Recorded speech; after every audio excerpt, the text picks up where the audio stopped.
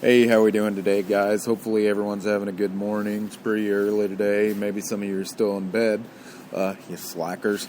But anyways, we got a lot of questions today to answer, so we're going to wrap that up. And then we have some couple events. I'm pretty jazzed up about the weekend events. We'll get into that in a little bit. But having said that, let's dive right into the questions. All right, now, Pretty B, you asked me, you basically said you're going on a cruise in February this year. You're headed to the Bahamas. You want to know how the weather's going to be on the way to the Bahamas, and you have no idea of what type of clothes to pack. That's pretty simple. Hot. I went down to the Bahamas a couple years ago with family, and on the way down to the Bahamas, I would say, I don't know, like shorts, T-shirt type of thing, sandals, depending on where you're departing from. The airfare where it's going to when you get on the actual ship. Most of them for the Bahamas are in the Florida area, so I would say like shorts, T-shirt type of thing down there. For what type of clothes to actually pack, I would say a lot of swimwear, a lot of warm weather wear, shorts, tank tops, all that kind of good stuff for warm weather, and I would say you'd be good to go with that. All right, now, Chad, you asked me, is it true about years ago that Hulk Hogan really did try to break up Roddy Piper and Cyndi Lauper, and asked if that was really a relationship between those two, Piper and Lauper. Yes, it was. Cyndi Piper was madly in love with Cyndi Lauper back in the 80s when she first debuted for more entertainment attraction in the WWF back then, and apparently they had some sort of I don't want to call it a torrid, I don't want to call it an affair, but a torrid love affair is basically one way to describe it. And Hogan broke it up here and there with his antics, and yes, it is true that Roddy Piper did indeed punch him in the eye, and that's how he had a black eye when he did an interview about the infamous dumbbell story, how he lifted the dumbbell and got the black eye. That's not true.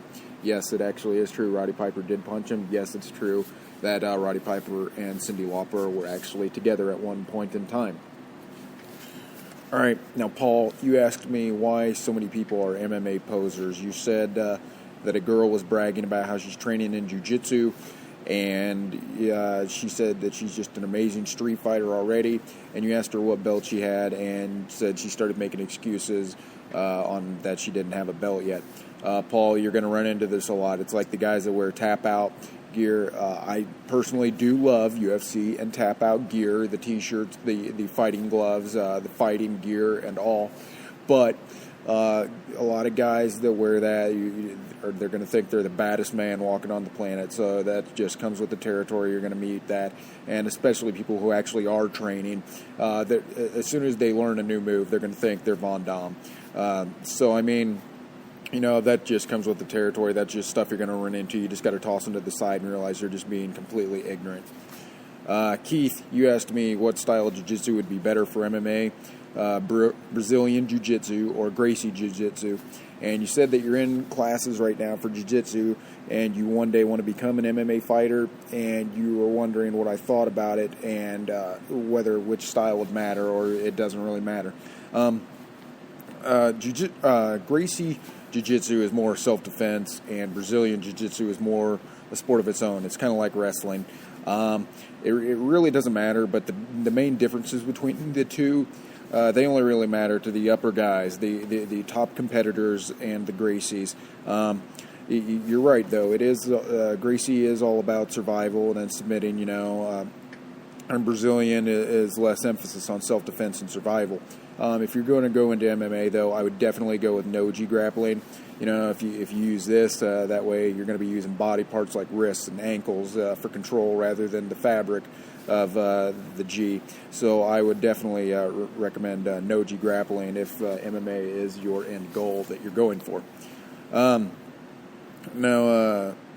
And I quote your name, Truth Seek and Find.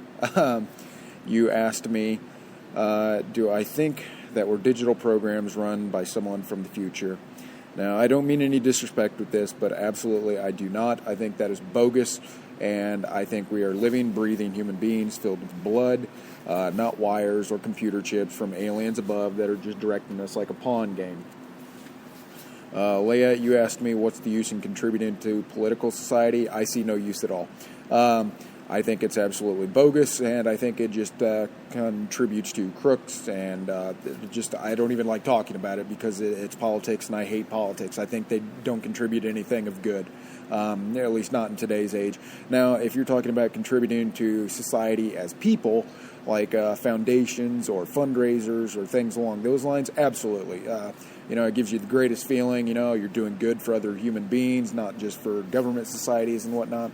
So that is definitely good. But as far as the use in contributing to political society, who really cares? I don't think it's worth your time at all. Contribute to better things like volunteer work or fundraising or, things along those lines that actually help people and not just organizations or governments.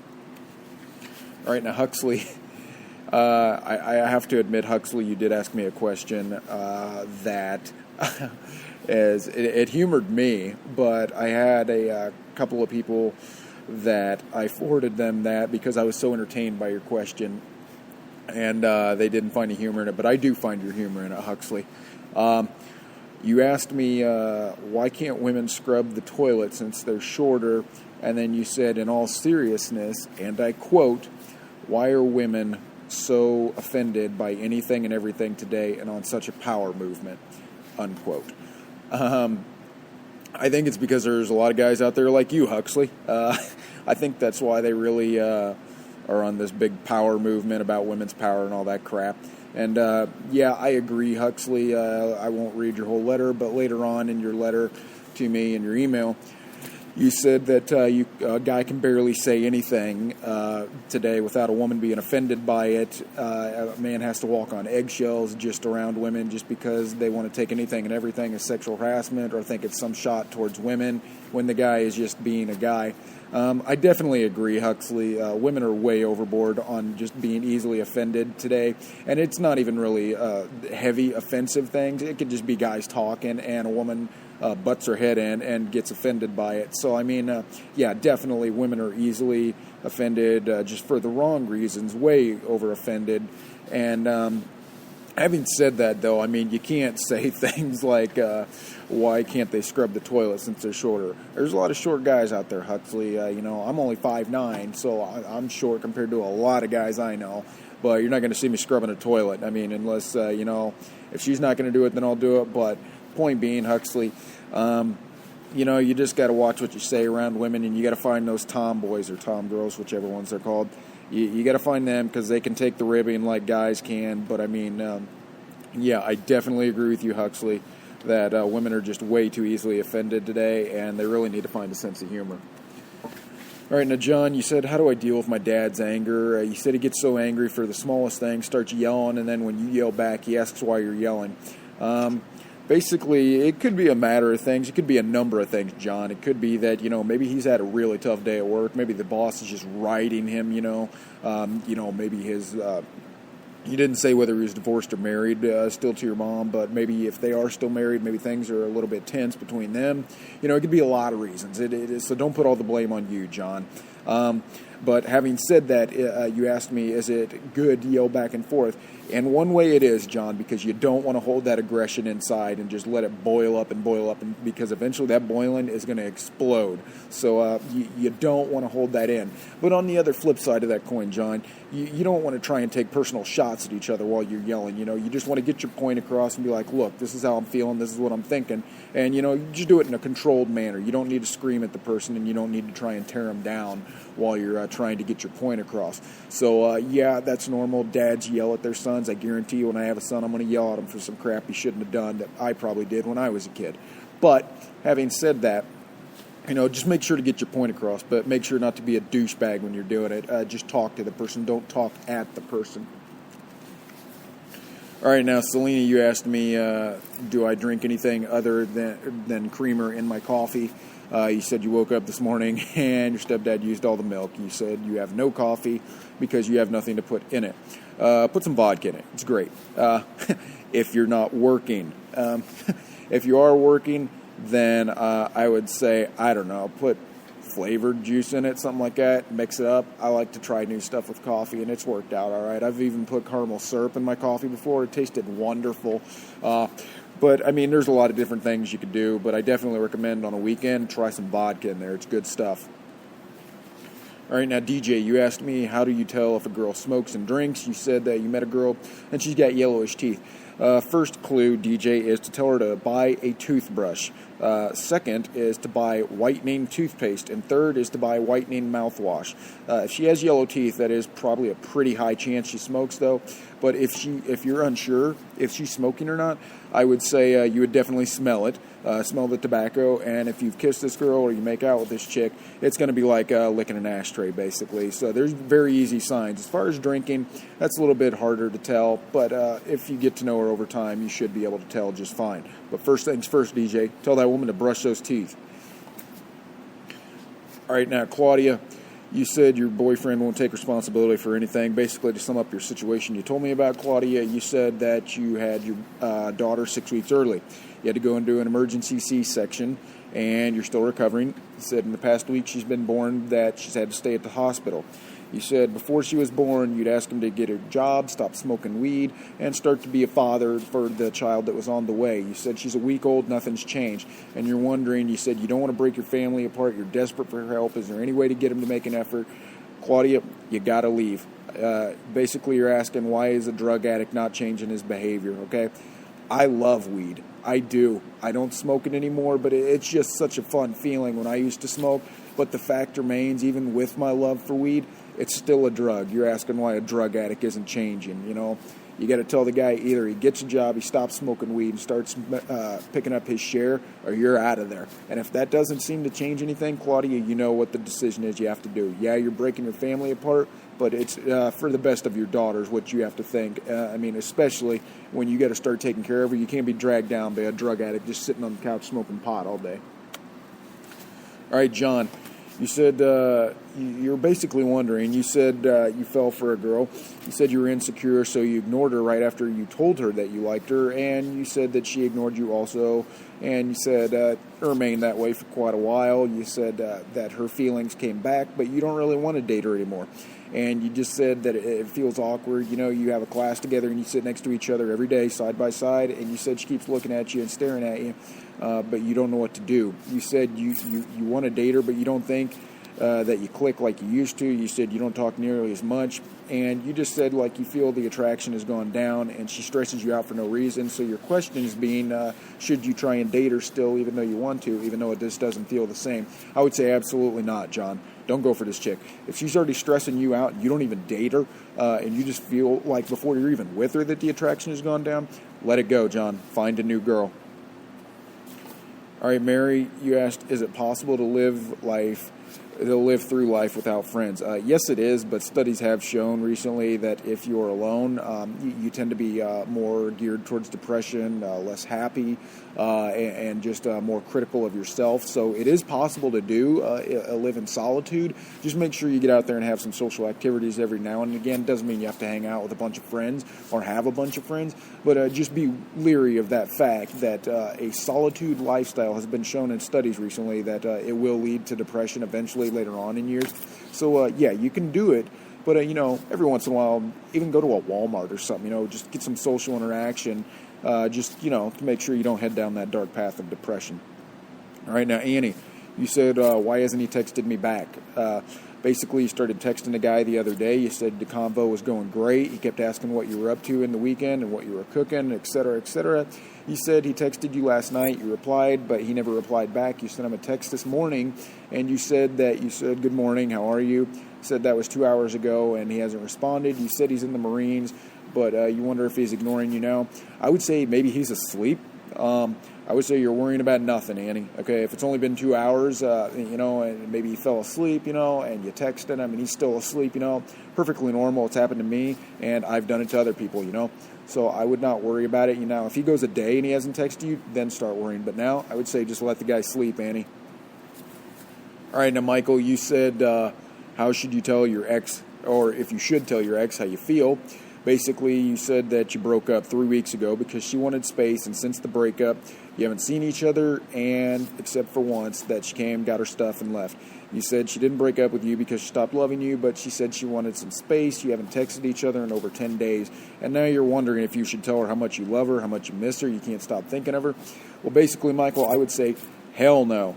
Do not tell this woman this. Okay, I'll give you a little experience into my life, Michael. First girlfriend that I ever had that was a real serious girlfriend, dated her for 3 years. At the end of that third year, she said she wanted to break. The next night, she slept with a guy, Michael. So, basically, when a girl wants space, that's never a good thing at all, because if she wanted space, she'd take a girl's day out or a girl's weekend with some of her friends while you're still dating. Okay, the fact that she wanted to break up to get space, it means she's interested in other guys, Michael, and she just didn't know how to tell you, basically, is what it's sounding like. You can always take space when you're dating with a person. I've done that before with my current girlfriend, She's taken space before, and guess what, Michael? We didn't have to break up for me to give her space, So, the fact that she had to break up and she hadn't even texted you in 10 days and she got her stuff and left, it sounds like she's pursuing other options, Michael. I would encourage you to do the same. Let her go. All right, now, Kurt, you asked me, is it true girls watch porn? Every girl you've asked says that no, she doesn't. If she wants to watch anything sexual, she'll just be with a real guy instead of searching the internet. Kurt, they are lying. Women watch porn. I can't say how frequently because I do not know, honestly. I can't say, what kind or anything like that. I can't give you any insight into it because no guy knows anything about the female anatomy or the female psychology and sociology and their culture as we know it, Kurt. But the fact is, yes, they do watch porn. They are lying. I've even had my girlfriend tell me she watches porn before. I've had almost just about every woman I talk to right now has told me they watch porn. Like I said, I don't know how often, but yes, it is true. They definitely watch porn or have at least once in their lifetime watched porn. All right, now, Gavin, you asked me, why do American TV shows have long breaks between episodes? It's so annoying with all the commercials. Basically, it's just to pay for those shows, Gavin. It's called advertising, and that is really about just the only thing it is. Other than that, might be that the network that is airing the show wants to promote another show or a sister network or something like that in between the episodes. All right, now, Orion, you asked me, are bouncers nice guys? You said if you need to go to the hospital, they give the hospital a call, or are they good people, or all of them just jerks? I can tell you personally, I've known a couple bouncers here and there. They're nice guys, but you got to be a prick. You got to be an a-hole to be a bouncer, because you're going to get guys that are going to try and, stiff you or one-arm you, whatever you want to call it. They're going to try and show you up just to get in the club or get in the bar or not get thrown out of the bar. So, as a bouncer, when you're on the job, when you're on the clock, you got to be a jerk, Orion. So, but that doesn't mean that's how they are in all of life, Typically, a bouncer is a good guy. He just has to be tough to get the job done. So I wouldn't say they're all jerks, and I would say in most regards they are pretty good people, just trying to keep the event safe and do what's right. All right, now this was an anonymous question sent to me, and he said that a lot of people just hated him for asking the question, even though he said he had no plans of, or she, I guess. The person had no plans of actually doing this, but said they posted the question online and was just bashed for asking this, that they were going to go to jail, that it was assault and battery and all this. Basically, the person asked, what's it called when you throw a shake back at a fast food place? Like, you go to the fast food place, you order a shake, you get the shake from the window, and you chuck it right back at the person. I know what you're talking about. It was on an episode of The Office that this happened. And I don't know if there's really a name for this act, but I know exactly what you're talking about. And for the people that are bashing you, tell them to pull the stick out of their butt and get a sense of humor. Like you sent me some of these replies. People are sending you assault. No kidding. It's called battery, usually a class 1 misdemeanor. Tell these people just to piss off, man, and get a sense of humor. Get a life. Because if you're just asking a question and you're not even saying you plan on doing this, I thought it was funny when I read this question from you, man. I thought it was hilarious because I was envisioning it happening in my head, and I remember that episode of The Office where it happened. So, I don't know what that's called, but you know what? The next time, if you do ever plan on doing this, make sure you yell, "It's time for a shakedown" when you throw it at them. All right, now, Noble, you asked me if you delete a post that you had posted on Tumblr, will all the reblogs of that post go away? No, they will not. Just know this, Noble. Anything you post on the internet is forever. If you post something and delete it 1 minute later, somewhere on the internet, it is still there on a hard drive, an archive. Somewhere it's still out there. Just post accordingly, Noble. Everything on the internet is forever. All right, now, Bruce, you asked me how long will an 8-year whiskey last. You said you came across a bottle of an 8-year-old Glenfiddich in a cupboard at home. You said it's probably been there for 20 years since you bought it, and will it be okay? Oh, absolutely. It'll be okay. It's probably just going to be very, very strong. So enjoy, Bruce. All right, now, Annie B., you asked me, is there any good shows that I like, that maybe you like? You said you've kind of run out of shows to watch. I've recently started watching, I can't say enough about it. It's hysterical. It's Rules of Engagement with David Spade. It is absolutely hilarious. There's there's one married couple, and then another couple that's engaged, and then you have David Spade playing the cynical single guy. It's just absolutely hysterical. I mean, I think there's like 6 seasons, maybe 7 seasons, but I mean, just, hilarious. And so I definitely recommend that as a top show to check out. All right, now, having said that, we are on to events. Basically, for any birthdays today, I don't see any that anyone has sent me today, so I'm going to assume there's no birthdays today. There is a blood drive going on for Officer David Moore in his memory. And that's going to be Friday, January 25th, 8:30 a.m. to 3 p.m. It's in honor of fallen IMPD officer David Spencer Moore. It's going to be at the City Market in downtown Indianapolis, so make sure to check that out. It's for definitely a good cause. All right, now, that is actually today. Actually, yeah, that's going to be today. I didn't even think of it, the date. So today, January 25th, 8:30 a.m. to 3 p.m. It's in honor of Officer David Moore. It's his memorial blood drive. Go to the City Market and check it out. All right, now, I do have one last question here. I skimmed over, didn't even see it. This was an anonymous question. What do I think of Rihanna's song, Shine Bright Like a Diamond? I think it is horrible. I think she is a horrible singer. And I would believe that she is a crackhead because I think she says shine bright like a diamond 97 times in that song. It makes me want to find a big fluffy Care Bear and rip it apart. Okay. Obviously, 2 events I'm promoting right now. Taste of the South Side, www.greenwood-chamber.com. It's on the 24th. You can still get tickets. It's $55 for a couple. After you go in, unlimited food and beverage for the night. Enjoy it. Taste of the South Side. Be there. I really want to see you guys there. It'll be great. Also, www.indianapolisboatsportandtravelshow.com. It's going to be February 15th through the 24th this year at the State Fairgrounds. I can't wait to see you guys out there. It's always a good show. Other than that, let me make sure here real quick, but I'm pretty sure that's all we got. I love when you guys are sending me events. That's good. I will always promote any events you guys send me. And so let's take a quick gander here. Otherwise, we're going to be back next week. Okay.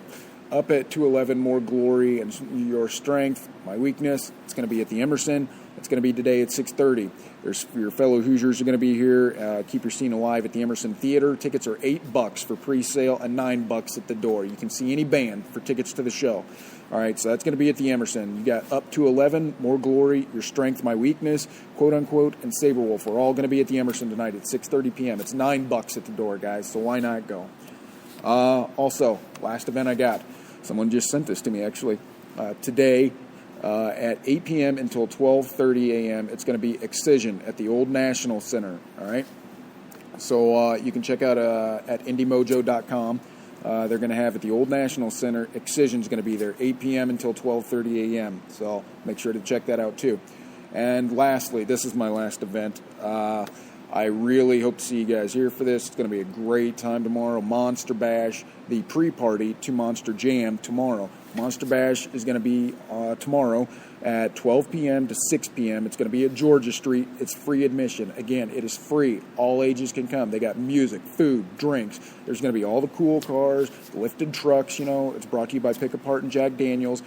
Pat McAfee is also going to be there for autographs and photos. He's going to be there from 3 to 4, but the event starts from 12 and goes till 6 p.m. Right before Monster Jam starts tomorrow. And Monster Jam, you can get tickets. They're $7, guys. So it's going to be a great event tomorrow. Come and join us for the pre-party. It's going to be a lot of fun. We'll hope to see you there. Hopefully you guys have a great weekend, and we will see you next week. Take care, guys.